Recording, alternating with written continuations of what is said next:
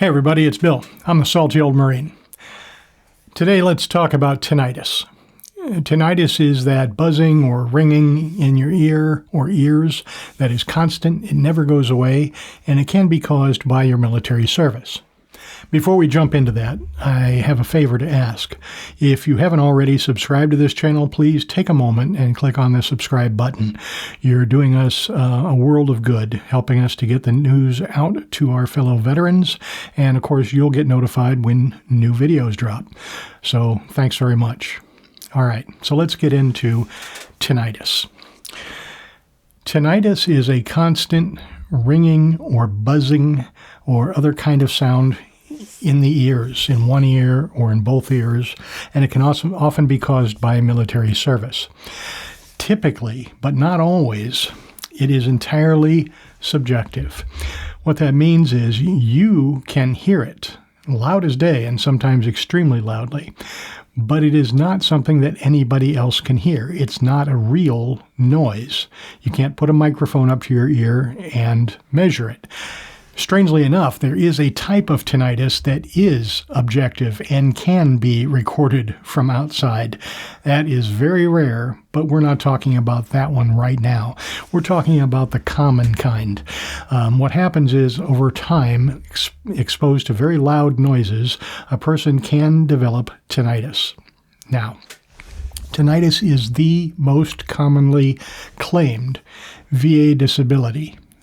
It is a 10% disability, meaning that if you have tinnitus and the VA agrees that it was either caused by or made significantly worse by your active duty military service, you can get a 10% rating for tinnitus.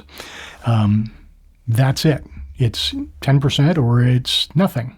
So it can't go any higher than that, and it's something, right? I think currently in 2025, it's something like $173 or something dollars per month, tax-free. And unless your tinnitus starts getting better, it's for the rest of your life. Now, I know when I got my tinnitus. I remember it very clearly. And I've had people argue with me about this in the comments, but I don't care. I was in boot camp in 1979 in the Marine Corps, and we were on the rifle range, and we were shooting for score, so we were there all day long. And while I was on the rifle range, the foam earplugs that we were issued at that time, one of them fell out.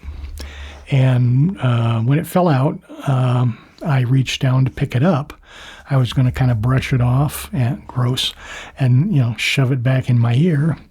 But I had a drill instructor who got very upset about that, and he yelled at me, and he told me to get my hands off my face. Okay, you're in boot camp. What do you do?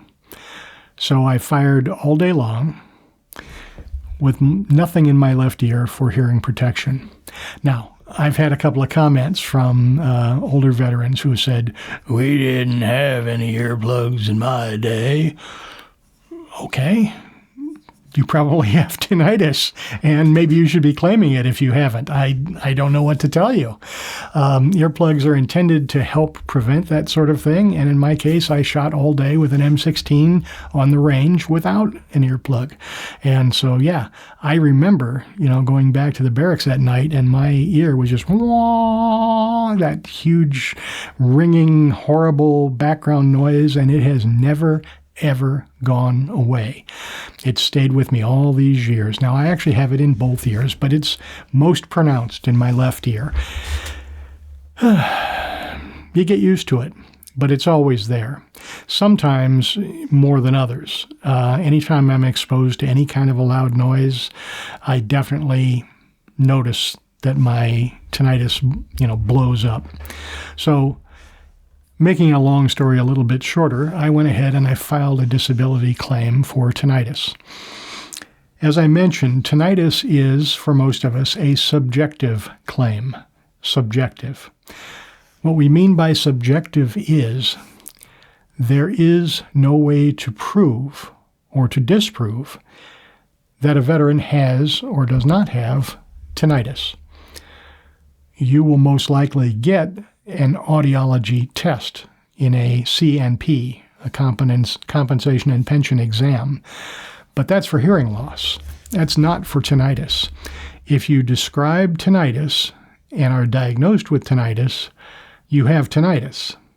The only real question is whether or not it's related to your military service. So that's important to understand. It's a subjective claim. You have it if you describe it and say you have it. And for those of us who have it, we know we have it, right?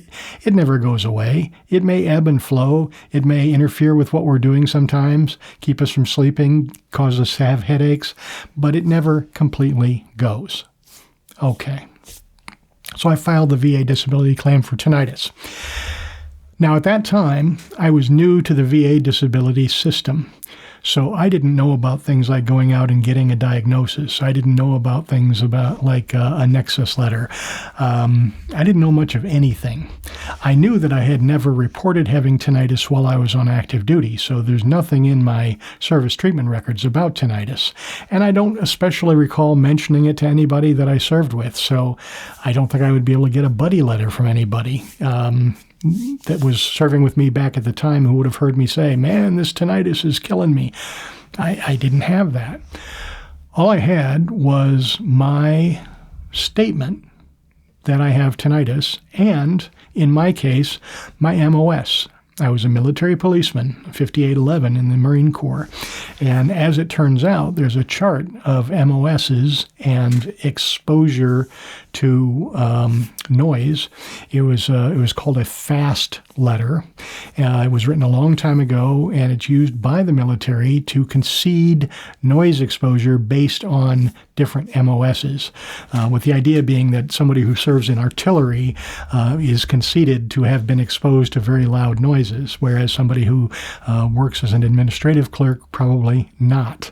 Doesn't mean you're not exposed to loud noises, doesn't mean you can't have service-connected tinnitus. It just means that based on your MOS, the evidence is more or less likely in your favor. So military police is in the middle. It's considered a moderate. Okay, so knowing that, I put that information in. Actually, I didn't know that at the time, but I found out later. So I put in my claim with basically just a personal statement. And the VA cogitated on that for a while, and they sent me to a compensation and pension exam. I saw an audiologist, and when I went down there, they gave me an audiology test. It was very interesting. I learned a lot about it at the time. They checked my ears before we started to make sure I wasn't intentionally blocking them. Yeah, I guess people do stuff like that, but, made sure they could see inside my ears and made sure there was no damage, like a perforated eardrum or anything like that. So I passed all of that. And then they put me in the booth, with the little button that you press when you hear the noises, the tones. And so I went through all of those. Now, what's interesting to me is when they did the hearing test, they had some sort of little device that they also attached to one ear. And it detects whether or not your eardrum vibrates in response to the tones that they're playing. That's intended to catch fraud. So, for example, if you're not clicking the button when you hear a noise, when you hear a tone, but your eardrum vibrates, they know you're lying. Okay, so something to keep in mind. You can't really fake your way through the audiology test. You either have hearing loss or you don't. And I recommend that you just play it straight. Right? So I did.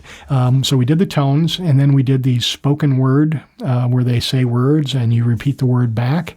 I got pretty high marks on that. It was up in the 90 percentile on both ears, but it was worse on my left. So at the end of it all, right, the CNP examiner wrote up their report, which I didn't get to see, at least not at first. And that includes what's called a disability benefit questionnaire and a medical opinion. Now, because I had not provided anything other than my personal statement in my claim, I was entirely dependent on what the CNP examiner said. If they had said it was less likely than not that my tinnitus was caused by my military service, then I would have lost that claim. But luck was in my favor, and the CNP examiner wrote down that it is at least as likely as not. And because of that, I won that claim. So what I ended up with was 10% for tinnitus, 0% but service-connected for hearing loss in my left ear. Basically what that means is I'm about 30% down in my left ear, especially at the higher ranges, the gunshot ranges. But it's not significant enough that the VA will rate me at that. So it's service-connected, but it's 0%. Theoretically, if my ears ever got worse, I could go back and apply for an increase. My right ear is apparently a little better and did not get service-connected, nor did it show enough hearing loss. So that's how I ended up. 10% for tinnitus and 0% for hearing loss in my left ear. Now, having said this, I want to throw in something extra, and thanks for watching to the end of the video. I'm sorry, I didn't mean to leave it for the very end, but the Tinnitus Diagnostic Code is going to be going away. Nobody knows exactly what date. Okay, the VA has decided, they proposed it in 2022, and they have decided that they are in fact going to remove, the Diagnostic Code for tinnitus. It's going to be placed under other diagnostic codes. So, for example, hearing loss. What that means is you can still get a 10% rating for tinnitus, but it won't be under the Diagnostic Code for tinnitus. It will be under the Diagnostic Code for hearing loss. But the catch is you've got to be service-connected for hearing loss. Now, in my case, because I have a 0% but service-connected left ear and I have tinnitus, if I were to apply after the new rules take effect, I'd still get my 10%, but it would be 10% for hearing loss, not 10% for tinnitus. As it stands right now, if my hearing loss was worse, I could get a separate rating, 10% for tinnitus and whatever the percent is for hearing loss. That's going to change.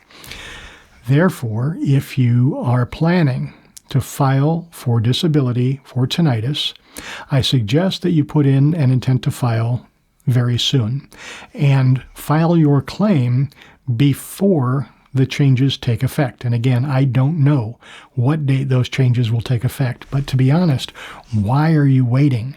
Your tinnitus is not going to get better. Okay, if you've got tinnitus and you're thinking about filing a claim, file the bloody claim. I hope you found this useful. My name is Bill. I am the Salty Old Marine. Please like, share, subscribe, tell a friend, and as always, have a great day.